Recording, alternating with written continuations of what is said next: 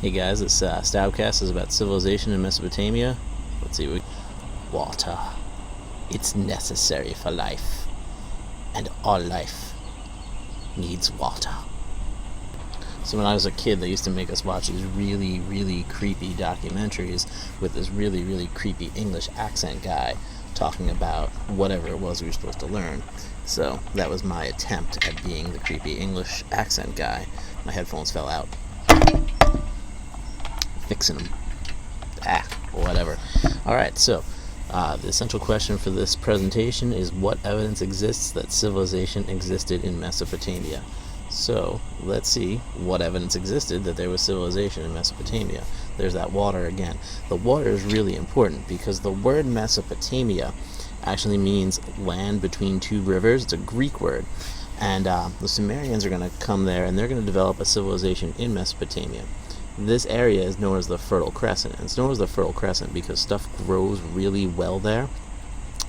And as you'll see on the map, on the next slide there, Mesopotamia is in modern-day Iraq, and it is located between the Tigris and Euphrates rivers. Those two rivers are going to flood, and they're going to leave behind a lot of oil. It's going to fertilize the soil, and things are going to grow really well there. Alright.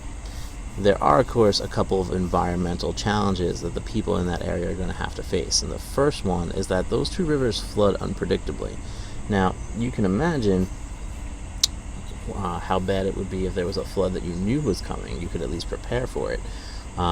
However, they don't know when it's going to flood. So sometimes those rivers will flood, and then their crops will drown, people will drown, all sorts of different things are going to happen, which are going to make that area difficult to live in. There's also no natural barriers, which makes it really, really, really easy to invade that area. And there's going to be constant invading of the civilizations there, and they're going to be constantly taken over. The one good thing about the river is that there's access to water. That makes it good for trade, and it makes it really easy to transport goods up and down the river. Plus, you have the water that you need for drinking, for watering crops, things like that.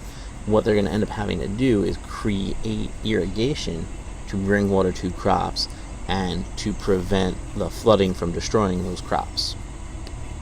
Alright. As far as their religion goes, one of the ways that we know they have a religion is because they built ziggurats. And ziggurats are temples to the Sumerian gods. And the key word there is gods, because the Sumerians believe in many gods. This is known as polytheism. If you are a polytheistic society, if you have a polytheistic religion, that means you believe in many gods. And the Sumerians believed in many gods. Here's a diagram of a ziggurat. The picture on top is what the ziggurat would have looked like, the sort of plan for it.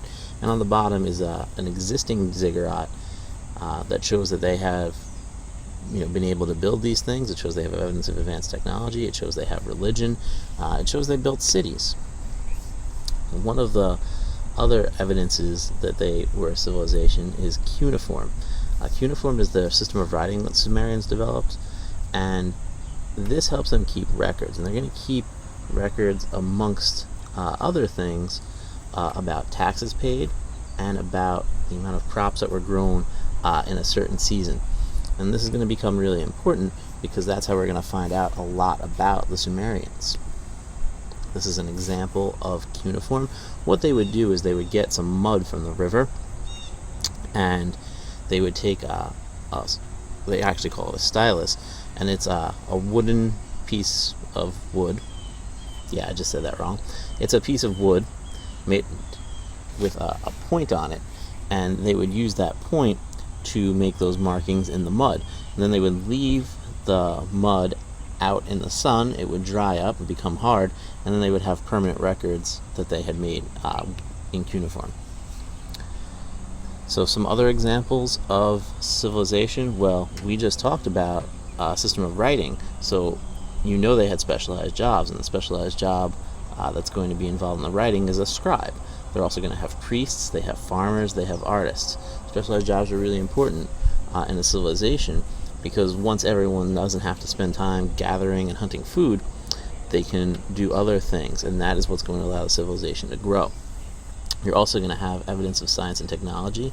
I talked about irrigation before, to bring water to crops and to prevent the flooding from destroying things. They also invent the wheel, they invent the sail, and they invent the plow. Wheel and the sail, really good for transporting crops from one place to another. The plow can be really good for setting up your field so you can farm. There's 4 major cities in this area.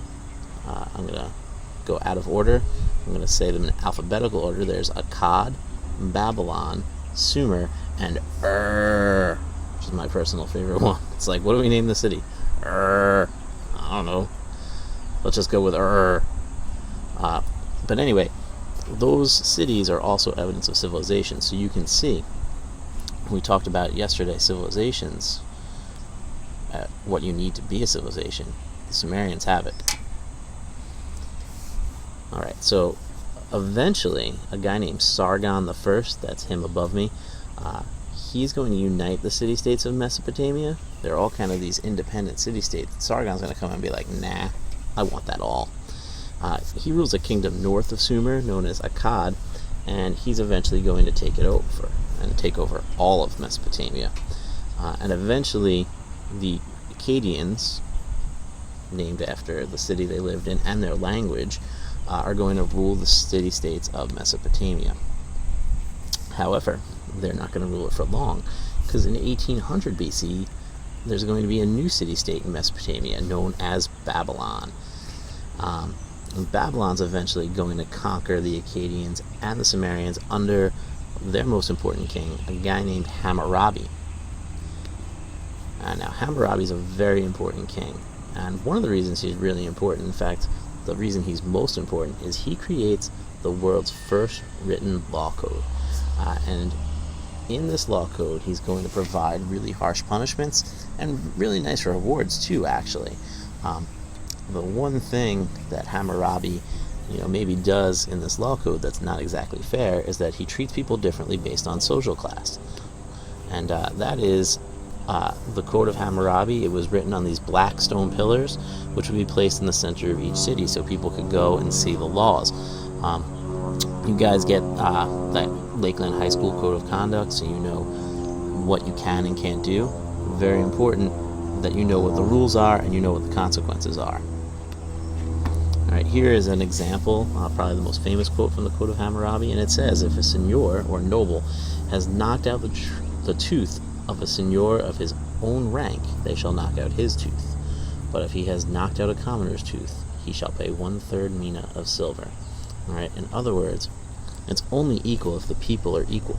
Alright, if, for example, I were to get into a fight with another teacher, right, then our punishments would be equal. But if you were to get into a fight with a teacher for some reason, and you hit them and they didn't hit back, you would get a much more severe punishment than if a teacher hit someone who was a teacher.